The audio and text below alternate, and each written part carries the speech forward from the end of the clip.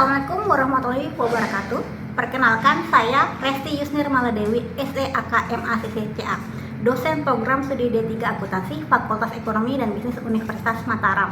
Pada kesempatan ini, saya akan menampilkan dokumentasi pelaksanaan pembelajaran sebagai bagian dari PDD UKTPT dalam rangka sertifikasi dosen tahun 2026. Pembelajaran yang ditampilkan merupakan mata kuliah auditing 1 dengan bobot 3 SKS pada pertemuan kedua dari 16 kali pertemuan yang disusun berdasarkan rencana pembelajaran semester atau RPS, di mana 14 kali pertemuan adalah penyampaian materi perkuliahan dan 2 kali pertemuan adalah evaluasi tengah dan akhir semester. Materi ini merupakan bagian dari sub CPMK pertama, yaitu agar mahasiswa mampu menjelaskan konsep dasar auditing, permintaan jasa audit, dan jasa asuransi lainnya. Pembelajaran ini juga mendukung pencapaian CPMK pertama, yaitu agar mahasiswa mampu menjelaskan auditing dan permintaan atas jasanya, standar profesional akuntan publik dan kode etik, prinsip pengenal pengguna jasa, serta sistem pengendalian mutu. Selain itu, pembelajaran ini berkontribusi terhadap pencapaian CPL program studi, khususnya dalam membentuk lulusan yang memiliki sikap bertanggung jawab, jujur, dan profesional, menguasai konsep dasar auditing, mampu mengomunikasikan hasil pekerjaan secara efektif, serta mampu melaksanakan prosedur audit di bawah supervisi. Sesuai dengan RPS, proses pembelajaran dilaksanakan menggunakan pendekatan case-based learning. Pendekatan ini diharapkan dapat mendorong mahasiswa untuk berpikir kritis, aktif berpartisipasi dalam pembelajaran, serta mampu menghubungkan konsep yang dipelajari dengan kondisi nyata di dunia profesi.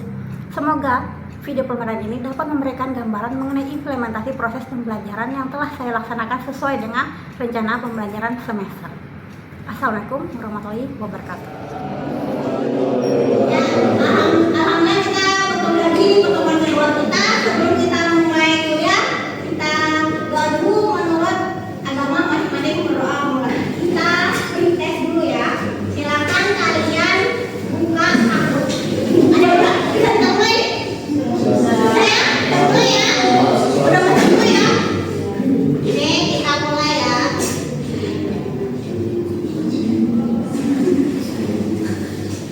Nah, kalau setiap soal itu 20 detik. Pilih warna sesuai jawabannya. Kelihatan nanti ada warna, pilih warna. Pertama, salah satu alasan utama mengapa audit diperlukan adalah baik-baik baca jawabannya itu yang kalian pilih dari warna. Yang mana jawaban yang benar, pilih warna di jawaban yang kalian anggap benar. Yang ketiga,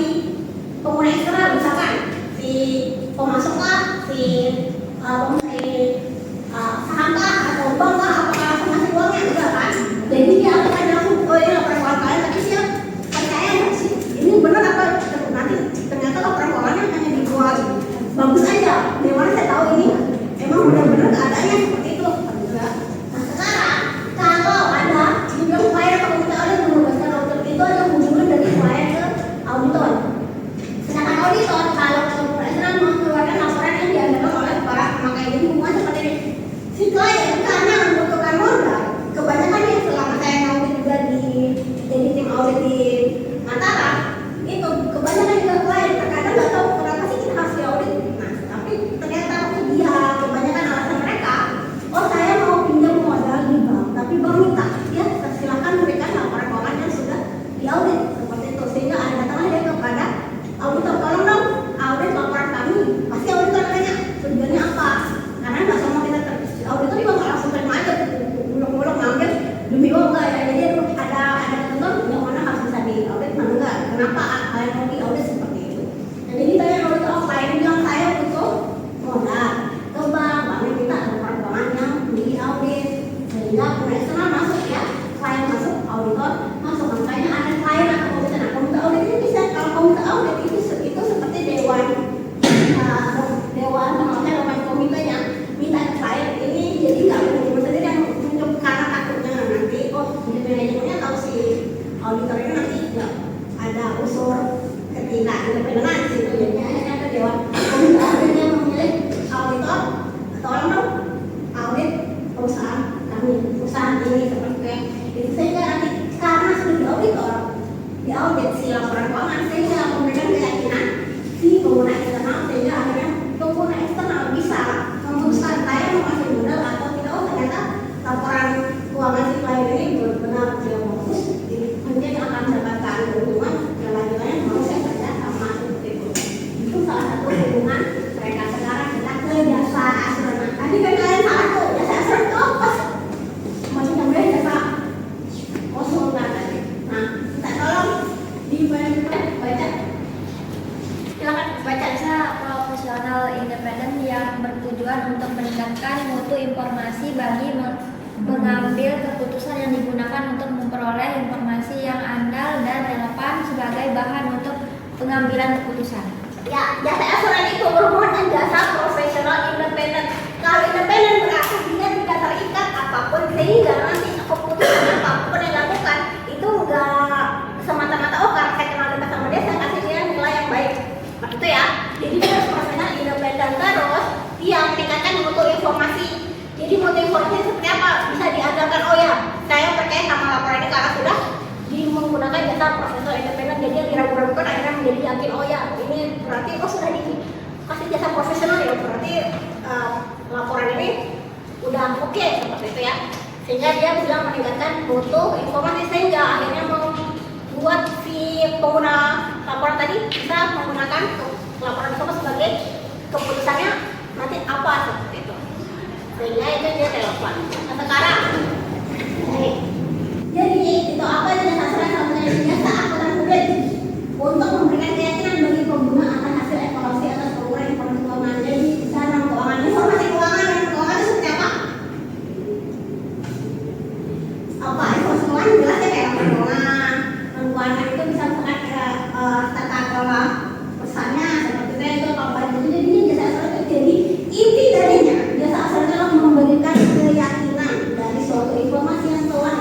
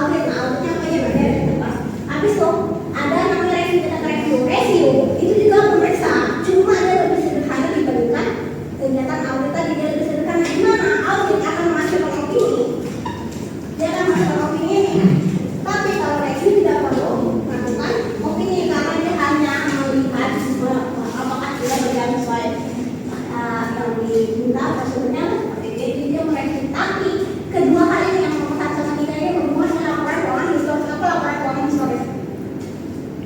Gitu. So, laporan keuangan historis. Historis itu apa? Ya, itu sudah terjadi dia. Jadi laporannya itu nggak seperti kita melihat ke laporan ke depannya sebenarnya kayak dia sudah terjadi sehingga itulah yang diperiksa dari audit dan review. Sehingga ada hubungannya dengan laporan keuangan historis. Dan sekarang yang kedua, audit pengendalian internal. Audit pengendalian internal atas laporan keuangan. Jadi selain yang ngurus laporan keuangan juga, dia juga ada ngurus bisa kita audit pengendalian internal. Seperti apa misalkan nih, yang tadi apakah tata kelolanya, apakah sudah dijalankan prosesnya di ketika dia melakukan transaksi laporan keuangan, apakah sudah semua transaksi tersebut diberikan otorisasi seperti itu ya. Nah terus teknologi informasi sekarang kan sudah zamannya digital. Gimana kalau terkait teknologi informasi misalkan dia lihat nih aplikasi yang digunakan di perusahaan kita ini apa? Apakah emang ada untuk kita keperjalanannya? Apakah sudah sesuai dengan kegiatan yang dilakukan seperti itu, yaitu teknologi informasi dan lainnya. Nah, sekarang jasa non assurance ada assurance sama non assurance. Ya, ada assurance dan non. Nah, assurance tadi kan dia memberikan keyakinan nih. Kan keyakinan. Kalau non berarti tanpa memberikan keyakinan tapi bukan berarti asal-asalan ya. Nah, jasa non assurance seperti apa?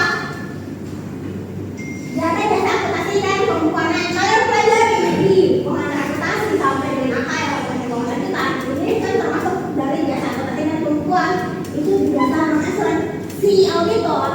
Nah yang tadi kan SAP ya, auditor itu bekerja di SAP namanya kantor akuntan publik. Auditor itu juga bisa disebut akuntan publik. Mereka bisa ngasih jasa baik asuran dan asuran gimana mereka keyakinan atau memberikan jasa akuntansi dan pembukuan.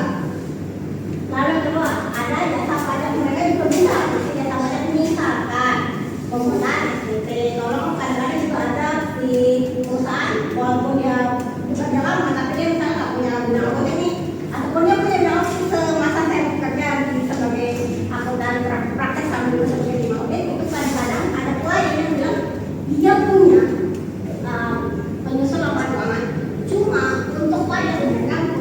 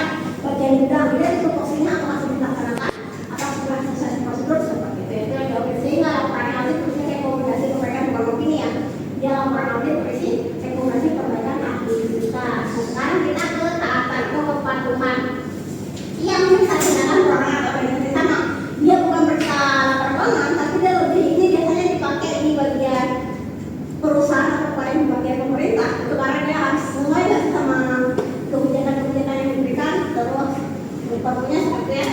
Nah ini dia kriteria di mana kebijakan perundang-undangan atau peraturan. Jadi lebih fokus nih kita sesuaikan apakah sudah berjalan sesuai dengan peraturan tersebut. Kondisinya apa? Pendapat atas kepatuhan perorangan terorganisasi terhadap kebijakan perundang-undangan. Jadi kita kasih pendapatnya. Nah, sekarang yang biasa kita pelajari nanti itu adalah audit laporan keuangan. Itu apa? Kita meriksa asiasi dalam laporan keuangan. Itu apa? Itu asiasi itu kayak pendapat dari manajemen ini loh kegiatan kami yang kami lakukan di laporan keuangan. Ini bentuk dari kegiatan operasional kami untuk tahun tertentu seperti yang akan diperiksa. Ini dia asiasi dalam laporan. Kriterianya itu adalah pedoman akuntansi yang berlaku umum. Misalkan kalau dia periksa laporan keuangan, berarti pedomannya adalah apa ya?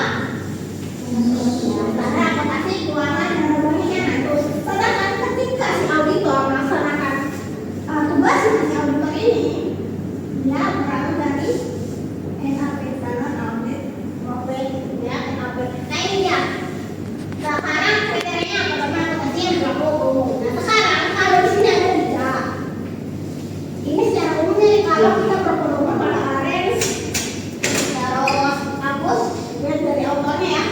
Tapi kalau kita lebih masuk lagi sebenarnya bukan 3 ini saja, cuma umumnya ini karena sebenarnya kalau kita pecahkan lagi toh juga pasti ada yang berlakunya. Ketika ini ada juga audit investigasi yang kalian sering lihat di situ, audit investigasi. Ya ada juga audit forensik. Ada banyak tuh model audit, cuma kalau kita pelajari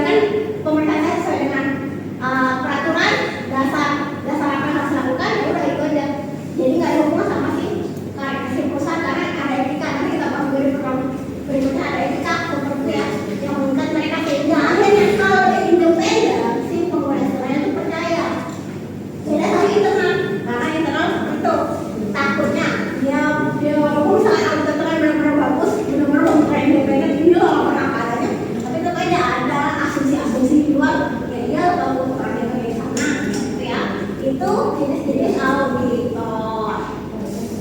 Oke, ada yang nanya? Yang ada silakan. Izin pertama Ibu kan dari Ibu udah jelasin ada 3 auditor. Nah, apakah dari 3 auditor itu memberikan opini? Oke, ya kalian keren. Jadi kalau dari 3 auditor ada independen, terus ada pemerintah, terus apa? Internal. Nah, apakah mereka semua ini foreign opini? Itu kan pertanyaan. Tapi saya jawab, kira-kira. Ya, kalau independen jelas ya, dibayar oleh klien itu untuk opini. Terkadang ada juga ketika editing audit, ada nih klien yang agak aneh. Saya nggak peduli saya diaudit, laporan balik gimana? Yang penting saya mau dapat ini opini. Saya hanya butuh opini aja. Itu ada klien itu kan kalau kita audit itu macam-macam tuh klien kita. Ada klien yang baik, ada klien yang agak buruk. Nah, ya itu saya nggak peduli tuh. Yang penting saya butuh opini aja. Berapa saya bayar? Itu ada. Jadi jauh berapa yang kayak itu? Nah, itu ini yang paling penting mereka. Dan ada macam-macam kan opini. Ada macam-macam opini nanti dapat di pembentukan teknologi. Yang opini terbaik itu adalah BCP wajar tanpa mana pelanggan itu pending gimana saya berangkat ini itu biasanya itu independen yang mencari ini yang kalau dari ini amanah kita mana juga dari eksternal kalau pemerintah keluar juga keluarnya dia keluar juga nih opini terhadap bagian yang dia periksa. Nah, tapi internal keluar juga dia keluar opini nggak kalau internal enggak ya, karena mereka tadi kriterianya apa tuh masih internal. Di sini tadi internal itu bilang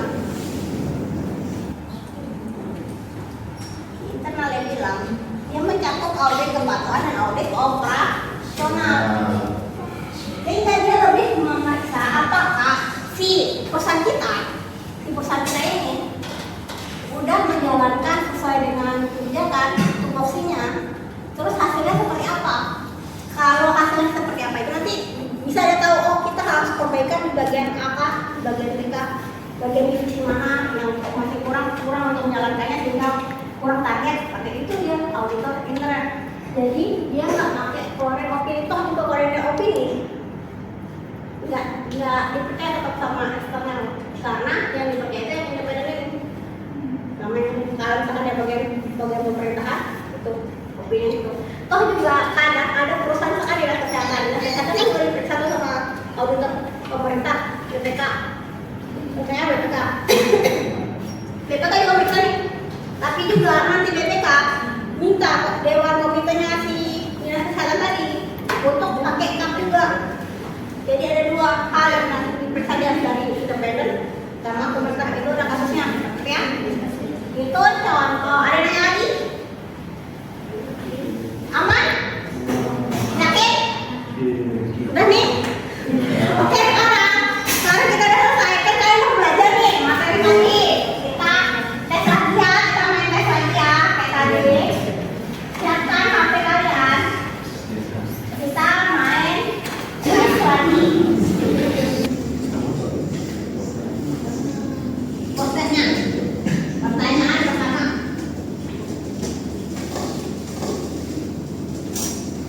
Kenapa diperlukan audit Anda perlu masuk? Baca baik-baik.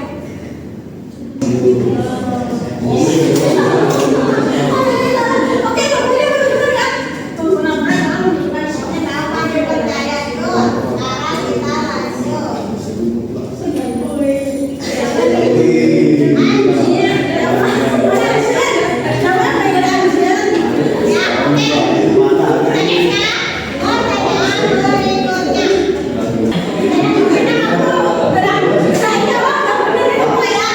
Oh iya.